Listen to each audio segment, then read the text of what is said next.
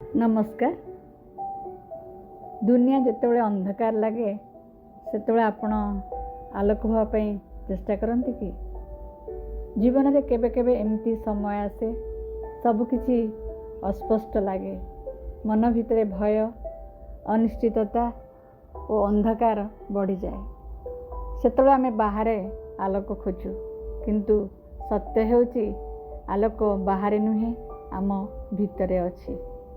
आपण एक छोट पॉजिटिव थॉट, एक छोट करेज, एक छोट बिलीफ एगुड़िक आपण भीतर आलोक।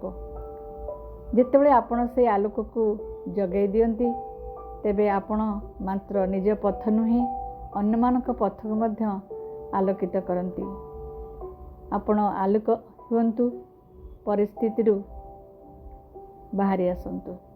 आपण अंधकार को ब्लेम करुछंती ना निज आलोक को जगाया प्रस्तुत। यही मेसेज आपण को टच कले कमेंट करंतु, लाइट।